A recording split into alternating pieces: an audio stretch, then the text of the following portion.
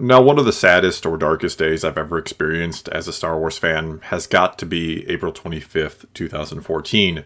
That was the day that Lucasfilm announced that they were essentially discontinuing the expanded universe, that they were bringing an end to something I had been reading and investing my time in and loving for roughly 20 years at that point, ever since the release of Heir to the Empire, which was the first EU book I ever read. And the main reason they gave for doing this was so that the then upcoming sequel trilogy would be able to do or be its own thing, that it would, as they said, give maximum creative freedom to the filmmakers and also preserve the element of surprise and discovery for the audience. And what did they then do with that creative freedom? Well, instead of taking all the time they needed to find and put into place the right people for the job, those who knew and cared about the franchise, who could formulate some sort of game plan, and I mean a game plan not only for the films themselves, but also for all or at least some of the material that would be released around it, not to mention long-term, for everything, or at least something again, that would come after the trilogy was done and over with, in actual direction for the entire franchise. And well, instead of doing anything like that, they ended up abandoning the lore of the expanded universe in favor of just completely winging it, to start cranking out films as quickly as possible in order to start profiting off their $4 billion investment, with little, if any, regard for long-term impact to their own product, which is kind of silly, but that's what they did. And so what we fans ended up with was something so disjointed that even the staunchest sequel defender has a hard time claiming that The Rise of Skywalker was little more than a fast-paced mess of a film that tried to somehow make sense of the senseless that had come before it, as well as that takes place within it, with things like somehow Palpatine has returned being uttered in that film.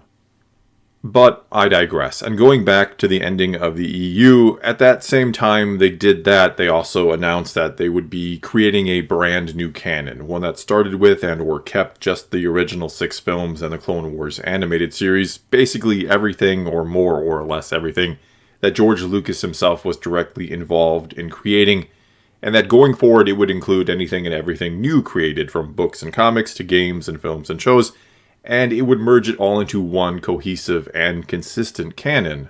One that would be presided over by a story group that would keep everything straight as we moved forward into an era of, again, this is what they said, interconnected storytelling that would allow fans to explore the galaxy in deeper ways than ever before. Even though in the less than 10 years since its inception, there have been plenty of inconsistencies in the new canon, and I don't just mean small ones that could be easily overlooked and or forgiven. Of course, nothing is going to be perfect, but I'm talking big ones where entire stories or entire books are intentionally overwritten or done away with. Which makes one ask, what's the point of keeping up with all of it? Why read something that, more often than not, is a pretty average story at best, if it's going to have little bearing on anything else, and at worst will just be undone or ignored later on? Which is even initially how I sort of felt about the ending of the expanded universe, that, not to get too dramatic sounding here, but I felt betrayed in a way, like I'd been wasting my time all these years by reading and buying all these stories, all these books and comics mainly, that no longer mattered, that had been cast aside and wiped away because it was now too difficult or just too inconsistent for them, for Lucasfilm, to beholden themselves to all this material that they had created and that I'd not only come to care about but had spent plenty of money on over the years. That EU fans, or let's call them what they really are, which is in general the more hardcore fans who try to keep up with everything, it felt like they had been basically used to keep Star Wars going, or to keep it afloat, or keep it making money while the franchise was out of the spotlight or wasn't mainstream. But as soon as it was returning to it, as soon as new films were to be made, we just didn't matter so much anymore because what you could call the lowest common denominator needed to be catered to, otherwise known as the very casual fan or the more general audience. And look, I don't use that term lowest common denominator as some sort of insult or to imply I'm trying to gatekeep or anything like that. It's just a simple way of saying that they're creating something geared more towards the least knowledgeable or those with the most basic understanding of Star Wars lore or of Star Wars itself. And yeah, I absolutely understand or see the Disney side of things here, that casual fans outnumber hardcore fans by a large margin, that a Star Wars movie or a show should have broad appeal and shouldn't require a master's degree in Star Wars lore to fully understand and appreciate. That said, I still don't think it has to be dumbed down anywhere near as much as it oftentimes seems to be. I think people like to feel when they're watching something like Star Wars, that the galaxy is huge and full of mysteries that they don't entirely understand, as long as the story itself is good and the characters relatable. I've even argued before that one of the keys to the original success of Star Wars, or that first film, was that it took relatable characters and put them into a fantastic lived-in setting that felt rich with lore and history that didn't always get explained. That first film just opens with a war, and we find ourselves right in the middle of it. And going along with this, the argument that I often see that you can't make films or do big screen stories geared more towards hardcore fans because you'll lose the casuals, or that they couldn't make the Star Wars sequels based off the EU because there was too much lore there, or that we'd know the ending ahead of time and that would ruin the whole thing. Well, none of that holds up when you consider one of the most successful films or trilogies of all time. The Lord of the Rings trilogy was a very lore-rich and a mostly faithful adaptation of the books, and was very much made for the fans, I'd say, or made for Tolkien himself, or to honor him, as Peter Jackson himself even said. And that knowing beforehand how the story was going to unfold and eventually end did not in any way, shape, or form hamper either enjoyment or success at the box office. Instead, you could argue that the original Lord of the Rings trilogy made the franchise and lore so valuable and potentially profitable that they even tried to split The Hobbit, a rather short book aimed more towards children, into an epic trilogy of films, a trilogy that actually takes longer for most people to watch than it does to read the book.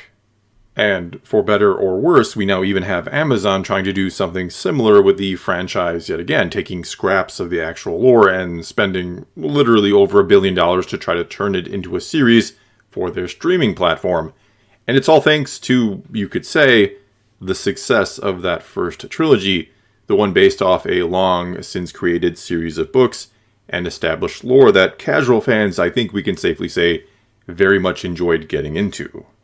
And I'm not saying I think Lucasfilm should have done this sort of thing exactly, that it should have taken the EU or a single story from it and turned it into the sequel trilogy, and then took other existing books and comics and turned them into films and shows too, that it should have just regurgitated everything. I'm just saying that they should have thought twice before deciding to reinvent the wheel, before trying to redo virtually everything. I really think their best bet with Star Wars, especially in hindsight, would have been leaving the EU intact, making a sequel trilogy based off of it, and then moving into the far, far future to a completely untouched time period that they could have made their own, if you will, that they could have done whatever they wanted with. Then there's what Marvel has done with the MCU by using its already existing vast wealth of characters, stories, and lore as a framework. It has created what is, without question, the most successful film franchise in history. It is the greatest capitalization off existing material we've ever seen, and likely will ever see. And though yes, it does differ from the comics, sometimes quite a bit, there are still few things that get Marvel fans more excited than even hinting at the emergence or transference from page to screen of an already known character. I mean, it's kind of crazy to think, but almost every popular MCU character today was simply taken from the comics, taken from elsewhere. They have created almost no new or original characters, or at least no new main characters, you could say, or no new superheroes, really. And instead of that even being what fans seemingly want, new characters, I mean, the fans instead discuss and predict what already known characters are going to appear next in films or a series.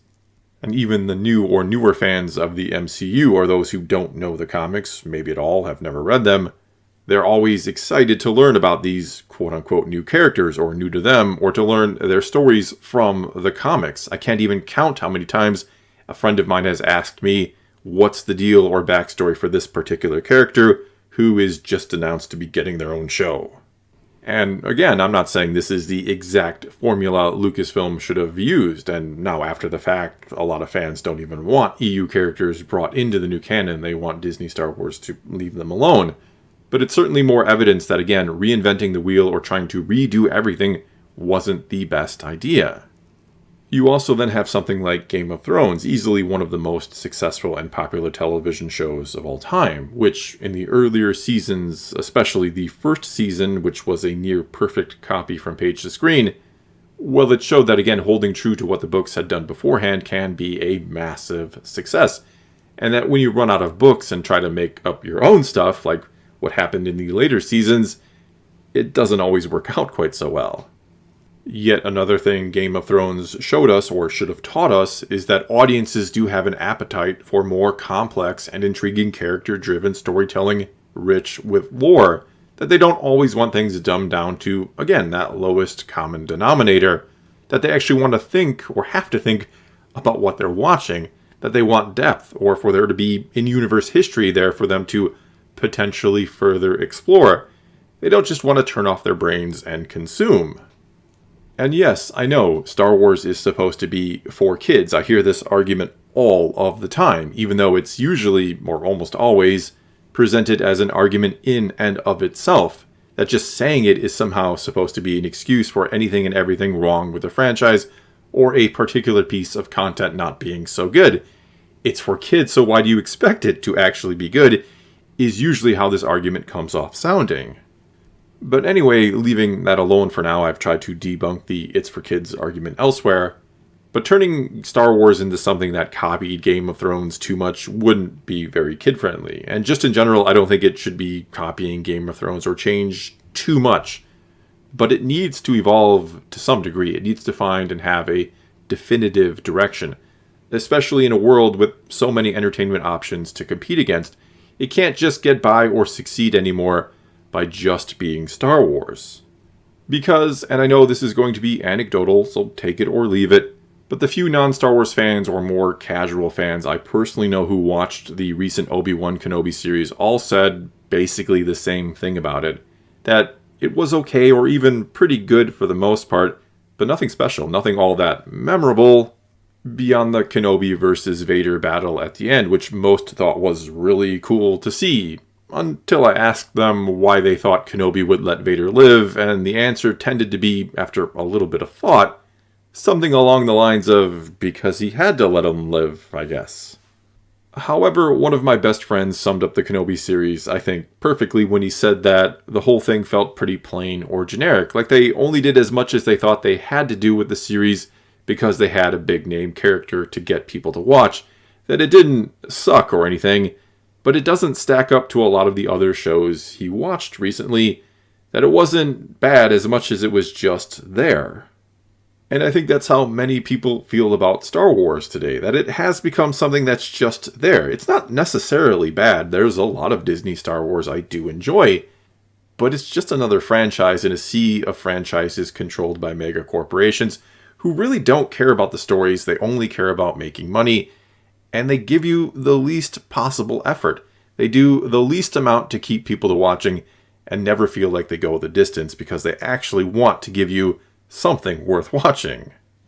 And no, this isn't to say, and you can call me a fool if you want, I totally deserve it, but it's not to say that I have absolutely no hope for the future, that there aren't upcoming shows that I'm looking forward to and think could be good, that I think there isn't anyone at Lucasfilm who cares about the story or about Star Wars in general. I think there are people who absolutely care at Lucasfilm. But to be completely honest with you, just in general, my enthusiasm to talk about Star Wars, though not my love for Star Wars itself, is waning. And that's in large part, I think, because of Obi-Wan. Because of how disappointing and just generic this series was, in my opinion. That it, again, felt like something for the lowest common denominator, instead of a series that truly delved into the life of one of the greatest, most beloved characters in the history of Star Wars. I was left feeling like, that's really the best you can do? That was it? It was just there. It was just an excuse to have Vader and Kenobi fight because it'd be cool and it'd get people to subscribe to Disney+.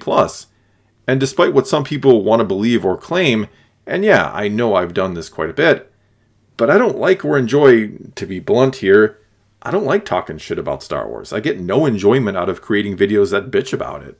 And yeah, I very much understand why there are people who do not like me. That's fine, I get it. I get why there are people who don't want to watch my videos or this channel. Why some just want to talk positively about Star Wars. They just want to love it. They just want to enjoy it. They don't want it to be bad.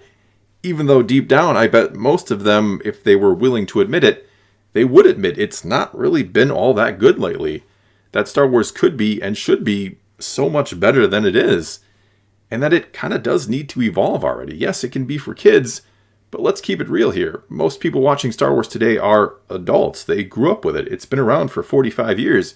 It's time to stop pretending it's just for kids. It's time to stop using that as an excuse for the poor quality we keep getting. It's time for Star Wars to be something more than just there. Well, that's all I've got for this time. Sorry if this became a bit of a rant video, and I know in the grand scheme of things, it's just Star Wars. It's just entertainment. It doesn't have to be taken that seriously, but people do take it seriously. It is something that is important to a lot of people.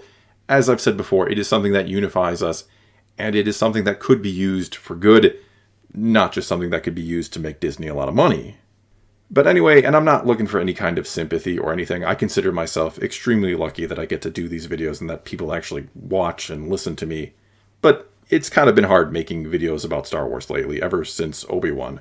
That just kind of took the wind out of my sails for a while, and I think I just needed to take a bit of a break, which is why my video rotation has been less lately. Even though, yeah, I've been doing a lot of videos over on my second channel with my wife, where we just try to have a bit more fun with things, I guess. And if you've never seen any videos over there, yes, I can be a little bit more lighthearted than I am on this channel. But anyway, if you made it this far, thanks for listening, and do leave your comments below. And despite it not being the greatest, let's keep talking some Star Wars.